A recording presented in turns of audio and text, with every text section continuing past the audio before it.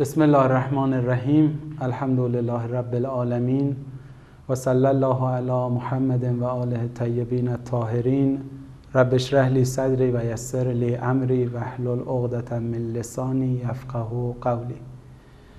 عرض سلام و ادب و احترام دارم خدمت همه شما بینندگان عزیز و محترم، همچنین حضار گرامی که در استودیو خدمتشون هستیم.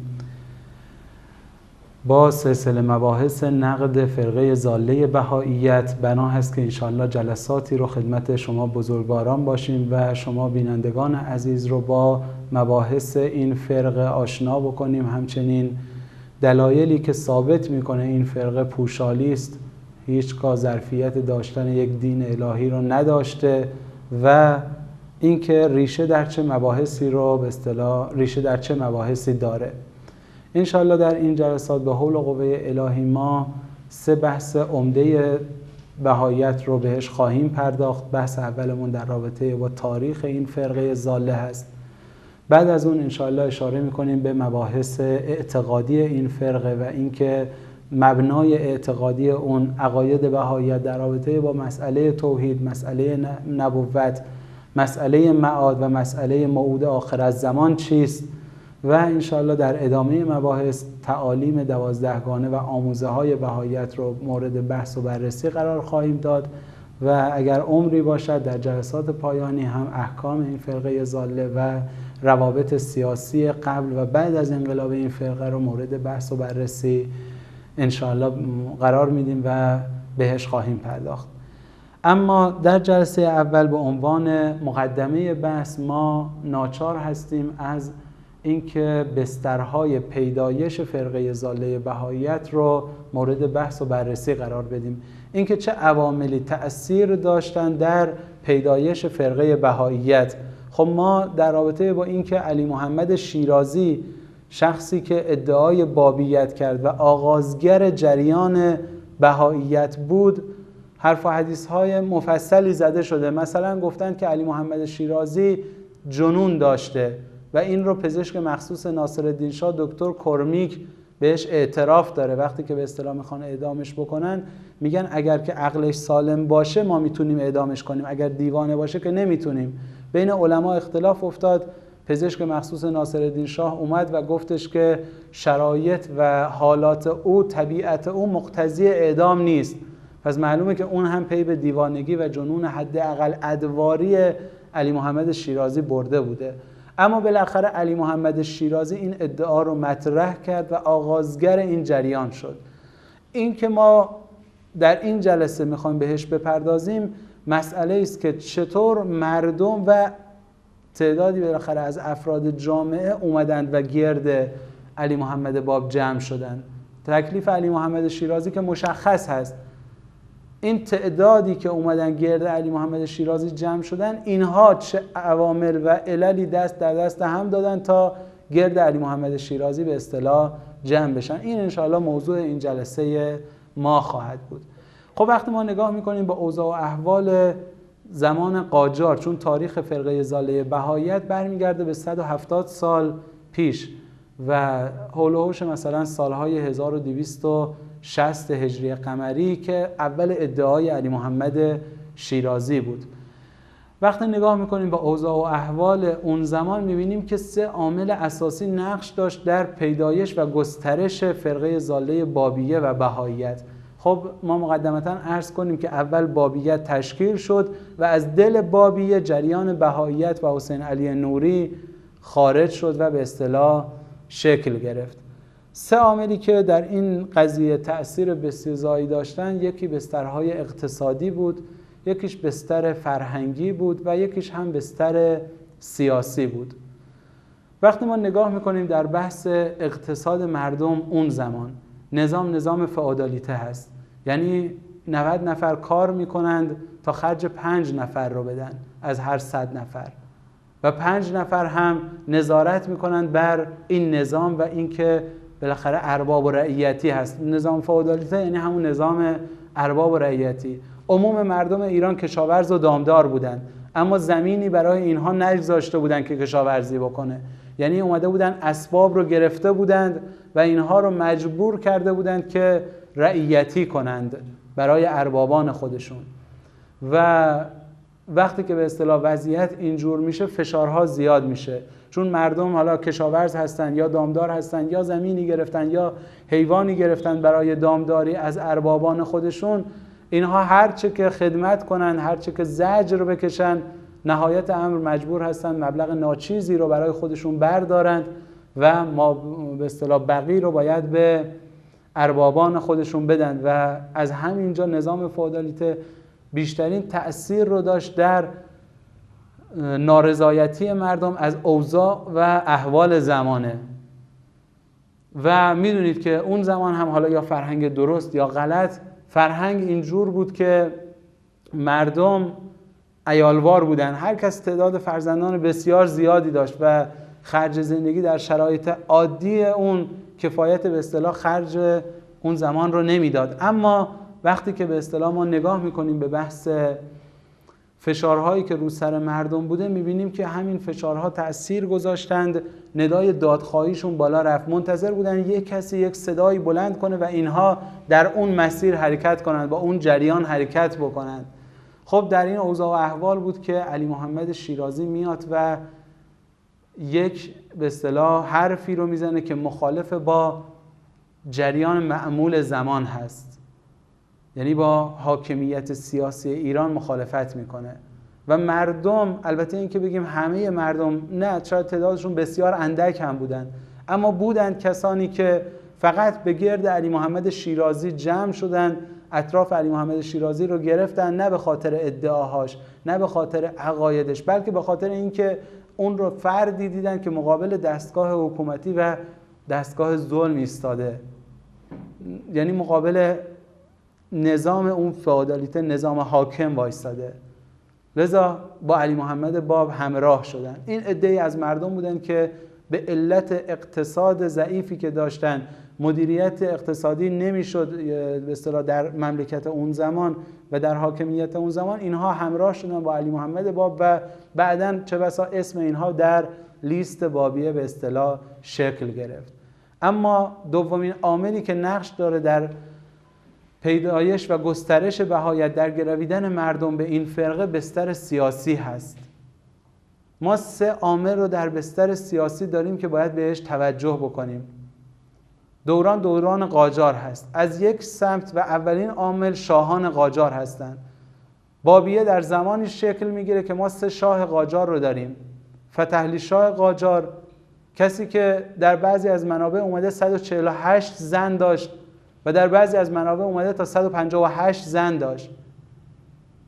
دومین شاه محمد شاه قاجار هست و سومین اونها هم که ناصرالدین شاه قاجار هست.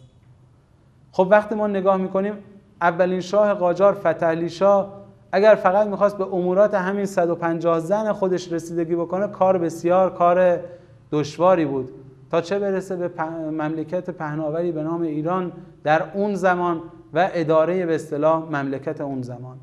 از طرفی میبینیم همین فتحعلی شاه قاجار میاد میدون رو برای کسانی باز میکنه که بعداً اینها تأثیرگذار میشن در پیدایش بابیت، مثل شیخ احمد احصایی. خب ما میبینیم که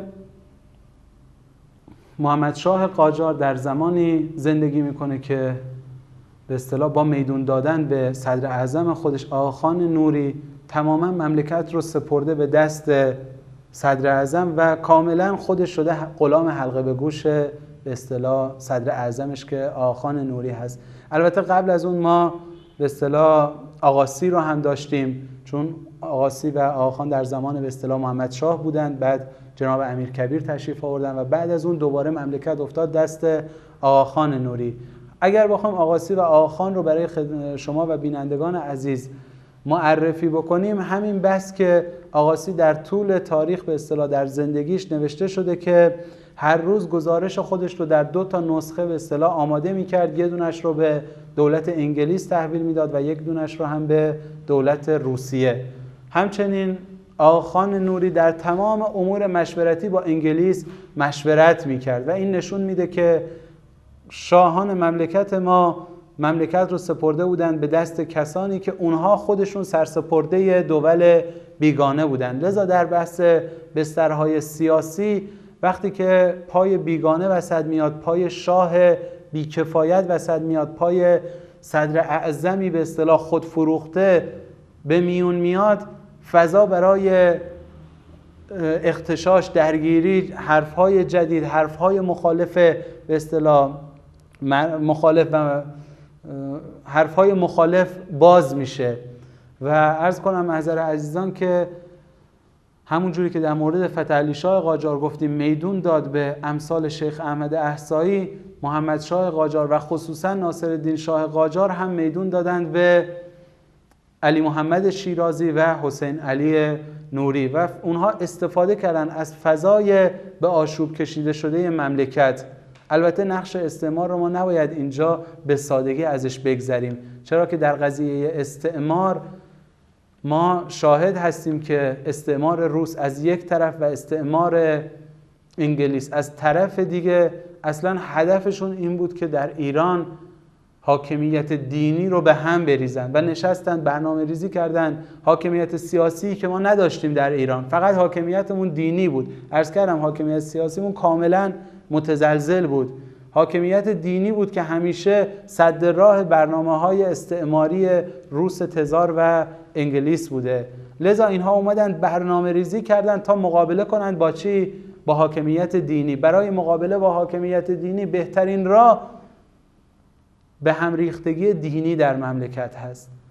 لذا اگر میبینیم استعمار میاد حمایت میکنه از علی محمد شیرازی و از حسین علی نوری، دلیلی نداره جز اینکه میخواد این تفرقه در جامعه دینی به وجود بیاد.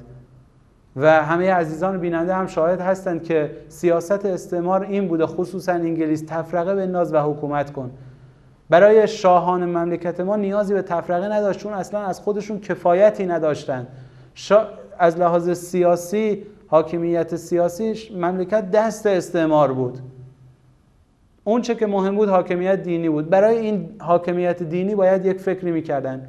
لذا به امثال علی محمد شیرازی و حسین علی نوری میبینیم که اینجا پروبال دادن تا تونستن حمایت کردن. خب ما وقتی نگاه میکنیم تاریخ بابیه رو میبینیم که دولت روس میاد از جنازه علی محمد شیرازی عکس تهیه میکنه. من خدمت شما عزیزان و بینندگان محترم این سوال رو دارم که جنازه علی محمد شیرازی چه سود و منفعتی برای روس داره، چه ارزشی داره که باید بیان از جنازه اون عکس تهیه کنن. یک نمایشنامه‌ای پخش میکنن، درامی از زندگی اون در روسیه پخش میکنن و این رو به اصطلاح به چاپ میرسونن.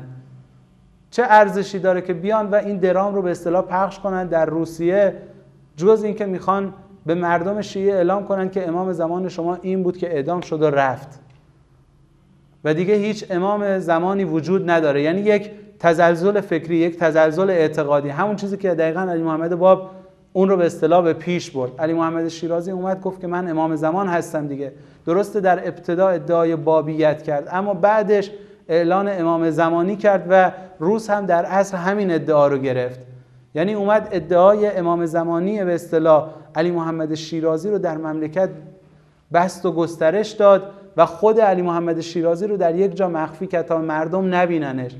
نگاه میکنیم میبینیم علی محمد شیرازی زمانی که منوچهرخان گرجی ازش استقبال میکنه اون رو در امارت خورشید در اصفهان مخفی میکنه و بعد از مرگ منوچهرخان گرجی میره در تبریز و در تبریز به اصطلاح باز حبس میشه. یعنی مردم نباید این شخص رو ببینن، ولی ادعای اون فراگیر میشه تو مملکت. خب خیلی از مردم فکر کردن که واقعاً امام زمانی ظهور کرده.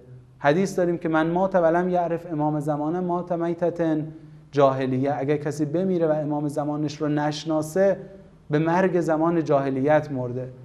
و در اون زمان سومین عامل و سومین بستری که نقش داشت در بحث پیدایش فرقه ضاله بهائیت بستر فرهنگی بود که وقتی ما در بستر فرهنگی نگاه میکنیم میبینیم سه عامل در بستر فرهنگی بیشترین نقش رو داشت. یکی از عوامل بیسوادی مردم بود. مردم سواد و به اصطلاح اون دانش عمومی لازم رو نداشتن، امام زمانشون رو نمیشناختن. وقتی اومدن هو کردن، صدا زدن که آی مردم امام زمان ظهور کرده، یا حتی اون قبل از ظهور امام زمان، این که واسطه بین مردم و امام زمان باید باشه، مردم این رو پذیرفتن که یک نفر باید واسطه باشه بین مردم و امام زمان، زود قبول کردن. این نشأه گرفته از بیسوادیشون بود. بی خود نیست که در آخر از زمان روایات داریم نگه داشتن دین مثل نگه داشتن آتش بر کف دست هست، اینقدر کار سختیه. ولی خب ما میبینیم که بهاییت این کار رو راحت اومد و ازش استفاده کرد. یعنی دین مردم رو به سخره گرفت، دین مردم رو بازیچه به اصطلاح اهداف خودش قرار داد. از طرفی مجامع علمی در شهرهای مختلف کم بود، بحث دانشگاه و اینها رو که نداشتیم، یا مکتب خونه‌هایی بود که حداقل سواد رو به مردم، به بچه‌ها یاد میدادن، یا حوزه‌ها بود که تو شهرهای خاصی بود و همین نبود مراکز علمی باعث میشد که بعضی از مناطق سالیان سال یک عالم دینی رو نبینن تا سوالات خودشون رو بپرسن. لذا زمینه گمراهی و انحراف در وجودشون شکل گرفت. و از طرفی مشکلات به اصطلاح تحصیلی که برای توده های مردم بود، خود شاهان مخالف با سواد شدن مردم بودن، چون میدونستن اگر مردم با سواد بشن اینها فردا جلو حکومت میایستن و عدالت خواهی میکنن، از حق و حقوق خودشون آگاه میشن و تظلم خواهی میکنن. لذا این بستر فرهنگی هم نقش بسزایی داشت در این قضیه. خب ما عوامل دیگه هم داریم در بستر فرهنگی مثل رواج منکرات، فرهنگ اباحیگری. عرضم معذر عزیزان که درک نادرست از مفاهیم مهدویت. ما در بحث مفاهیم مهدویت اگر مردم زمان ما با مفاهیم مهدویت آشنا بودن، شاید هیچگاه دچار این گمراهی ها نمی شدن و شاید بیشترین تأثیر در پیدایش فرقه ضاله بهاییت و گسترش بابیه همین قضیه به اصطلاح عدم درک صحیح از آموزه های مهدوی بود. اینکه مردم اصلا مفهوم درستی از انتظار نداشتن، نمیفهمیدن انتظار یعنی چی، و همین عدم درک آموزه های مهدوی باعث میشد که هر کس بیاد هر چیزی رو در موضوع مهدویت به اونها القا بکنه و به خورد اونها بده، اونها زود قبول میکردن. لذا خلاصه مطلب این که 3 عامل باعث شد. یک سری عوامل اقتصادی بودند که بعضی از مردم گرایش پیدا کردن به این جریان. یک سری عوامل سیاسی بودند که نقش بسزایی داشت، خصوصا در بحث بهاییت. حمایت‌های بی‌دریغی که استعمار از بهاییت کرد چیزی نیست که بشه اونها رو ازش به سادگی گذشت. ما می‌بینیم که وقتی بهاءالله دستور به اصطلاح پیگیری قتل ناصرالدین شاه رو داره، رسما سفارت روس میگه که این امانتی است از جانب دولت روس، در حفظ و حمایت آن کوشا باشید. البته از خرافه گرایی هم نباید غافل باشیم، این هم تأثیر بسیار زیادی داشت در این بحث. انشالله با ادامه همین بحث در جلسات آینده خدمت شما عزیزان بیننده خواهیم بود. دوستان میفرمایند که وقت ما رو به اتمام هست و امیدواریم که تونسته باشیم شما بینندگان عزیز رو و همچنین حضار گرامی که در سالن خدمتشون بودیم با پیدایش و عوامل پیدایش این فرقه آشنا کرده باشیم. بیشتر از این مصدق اوقات شما عزیزان و همچنین بینندگان عزیز نخواهیم شد و همه شما عزیزان رو به خدای منان می سپاریم و السلام علیکم و رحمت الله و برکاته.